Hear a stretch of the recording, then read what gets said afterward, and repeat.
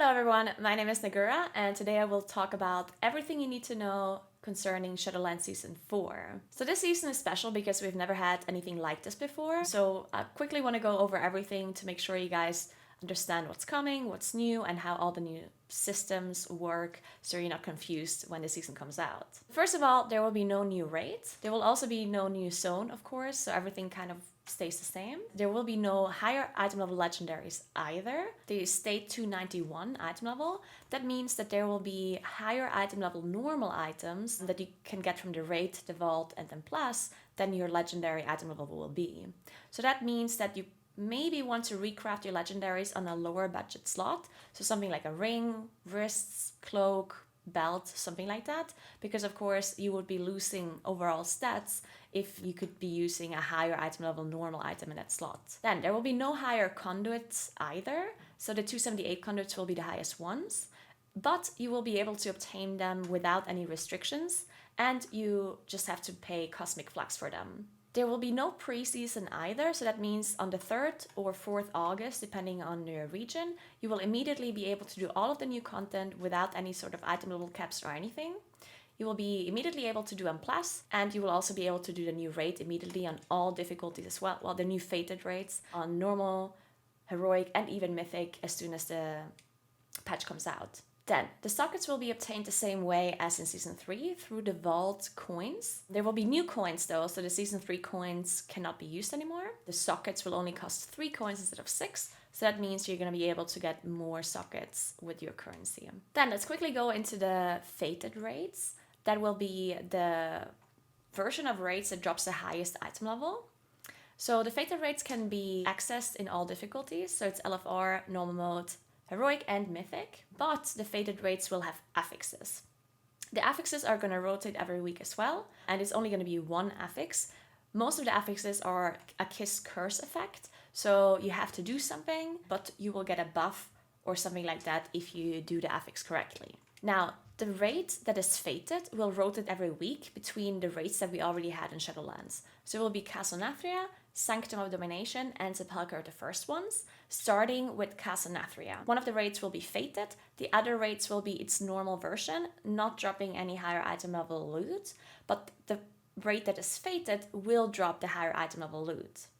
You will be able to get 278 to 285 item level from normal mode. Then in heroic, you get 291 item level to 297 item level on the later bosses. And then mythic, you get 304 item level to 311 item level on the later bosses. You do keep the raid skips already, so if you have unlocked a raid skip in Castle Nathria, you will be able to also do that same raid skip in the fated version of the raid. And there will be no Hall of Fame this time around, but there will be other achievements instead. If you clear all 3 fated raids on normal mode, then you get a mount. If you do all 3 fated raids on heroic, you'll get a title called Hero of Fate. And if you do all of the raids on mythic, you will be able to get a teleport for each raid to be able to teleport to the entrance. Then I'm going to talk about more specifics when it comes to the actual raid loot. I already said the item level that drops. Domination shards and domination items will be disabled, so they won't work at all, and they also won't drop. Then the creation catalyst will still continue to work, and the tier sets will also still continue to work. So the way you will be able to get higher item level tier set is by just looting any item from the fated version of the raids, then go to the creation catalyst and turn them into tier set, and you will retain the item level that the fated item was in. Then there will be an item vendor as well, located next to the Great Vault in Oribos. There will be 3 different vendors, one for each raid, and they will sell special items from the raid. Well, they're not special in a sense that they're different items that drop, but they are like trinkets, weapons, like these kind of more powerful items that you can loot. And the reason why they put those vendors there is because the raids rotate. So if there's a very powerful item in Castle Nathria and you don't get it on your first clear, then you wouldn't be able to have the chance to get it again for another 3 weeks. And therefore they put these vendors in there to kind of alleviate that and make sure you can get those items that you really want. The items that you can buy are normal item level, so they're going to be 285, depending on where the item is from. And then the way you can actually buy those items is through a quest. That quest requires you to kill 20 unique fated bosses. So that means in the first week, since there's only Castle Nathra available, that raid has 10 bosses, and therefore, no matter how many different versions of the bosses you kill, if you killed all of them, it will count for 10. So even if you kill the same boss on normal mode, heroic, and mythic, it still counts as 1, right? You also don't have to kill the higher versions either. So if you clear the whole raid on normal mode, it already counts as 10. You don't have to do heroic or mythic additionally, or it doesn't also count more or anything like that. And then once you killed 20 raid bosses, unique ones, you will get 1 item. They're called dinars, and those can be used to buy 1 of the items from the vendors. It also doesn't matter which bosses you killed. You can buy any items that are on the vendors. And once you did those 20 bosses and you got your first coin, your quest will turn into a different quest, requiring you to kill 15 of the fated bosses. And then once you got that done, you get another coin. And then the quest will turn into a requirement of killing 10 fated bosses. And then you get your third coin. Once you have your third coin, the vendors will disappear and you won't be able to buy any more items. So that means on each character, you will only be able to buy 3 items in total. If you kill all of the fated bosses every week, then it will take you 2 weeks to get the first coin. The second coin will be available on the 4th week, and the third coin will be available on the 5th week. The vendor only has weapons, trinkets, and like these more powerful items. But the hunter bow from Sylvanas will not be able to be bought from the vendors. It will still drop from Sylvanas, and the upgrade items will still drop from Sylvanas as well, but you cannot just straight away buy the bow from the vendor. But there will be an upgrade item on the vendor. So if you already have the bow from Sanctum of Domination itself, then you will be able to upgrade it to 285 item level as well. Additionally, separately to this item buying system, there will be another system that allows you to upgrade items. And the way that works, this is not tied to any quests or whatever. This will immediately start happening from the start. So if you kill a fated boss on heroic or on mythic, then you will get 1 shard per boss. It has a 100% drop chance, so there's no luck involved at all. And 20 shards give you like an upgrade item that allows you to upgrade any other fated item that you have. Doesn't matter if you obtained it from the raid, from the vault, or from the vendor, to the item level that you got the shards from. So if you killed 20 mythic fated bosses, then you will be able to upgrade any other fated item to mythic item level. So even if it's an LFR item, you will be able to upgrade it all the way to mythic with those 20 mythic shards. Now, if you kill 20 heroic bosses, then it will upgrade any item to heroic item level or any fated item. So this is supposed to be a system that helps people out to upgrade items that they bought from the vendor to higher item levels. And it will also help people to kind of help progressing through the raids as well. Because if you're a heroic guild that only manages to kill a few bosses on mythic, so let's say you clear 10 out of 10 heroic every week, but you only manage to kill like 5 mythic bosses, then eventually you will have 20 mythic shards, and then you can upgrade any of your heroic items, even like jailer items or Sylvanas items, all the way to mythic item level as well with those upgrade shards. All right, now let's talk a little bit about Mythic Plus. Mythic Plus has 8 total dungeons in Season 4. The 2 Tassavesh dungeons will stay. Then we will have the 2 Mechagon dungeons, Junkyard and Workshop. We will have the Karasan dungeons, Lower and Upper.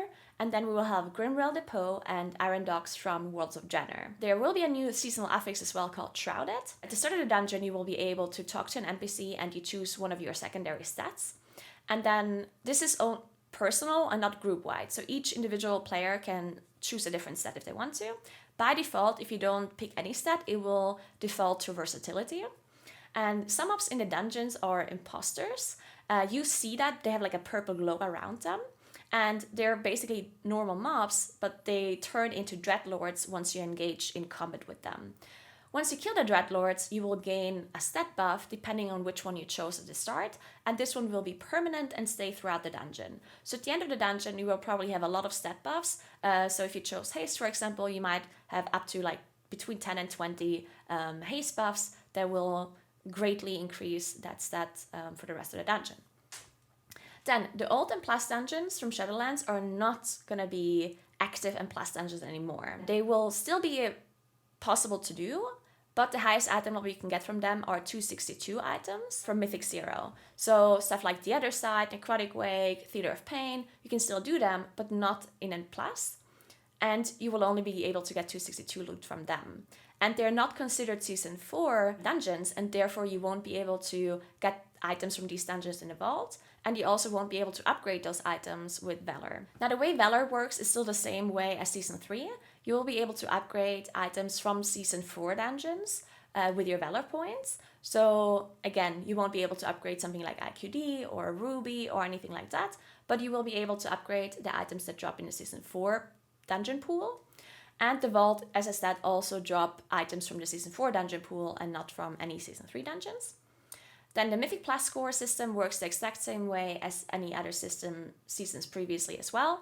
You will still be able to get KSM, you will still be able to get titles and mounts, the rank 1 title will stay as well, and the Valor upgrade requirements will also stay in place. Alright, I think that is everything that is pretty important. Other than that, there's no new crafter mark as well for crafters. That is something to keep in mind as well.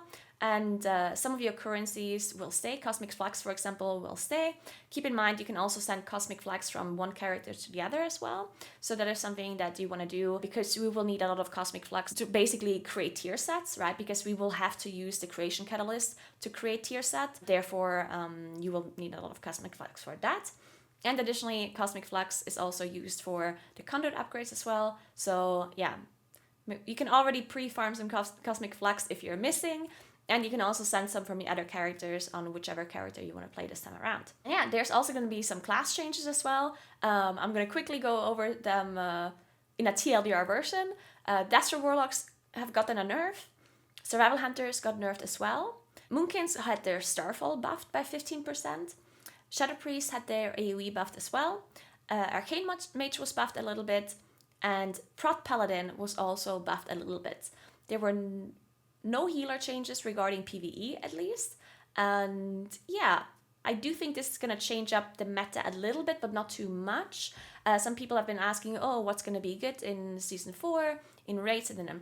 But I do think this is kind of going to be established over the course of the first couple of weeks. It's really hard to tell what's going to be good and what isn't, especially with like class changes being involved. And on top of that, we're also going to get new power, like new trinkets, and old trinkets are going to fall away. So that means certain classes that had good trinkets from the dungeons that are not part of Season 4, they might receive a slight nerf. While other classes that have really good trinkets in the new dungeons and in the new raids, they might be able to have a bigger advantage over the others. So, and additionally to that, the new dungeons or old dungeons, really. And it's possible that there are certain classes that are better for those dungeons than others were for Season 3 dungeons. So therefore, it's really hard to tell what the meta is going to be, but I don't think it's going to completely change around. I still think it's going to be pretty similar to what it was before. Oh, one nerf as well. Windwalkers have got the nerfed as well. So that's something that we have to consider as too. But I do think all of the classes are going to be viable and going to be fine. So you can play whatever you feel like, and it should be totally fine. And if you care about the meta, you're going to have to check back in a couple of weeks so we can see and test what kind of evolved as the season is actually live. And yeah, I hope that helped you out, guys. Thank you so much for watching. I hope you enjoy Season 4, and I hope you get all the item level in the world. Good luck with your items, with your vaults, and with everything. Thank you so much for watching, and I'll see you guys on my stream. Have a nice rest of your day. Bye, guys.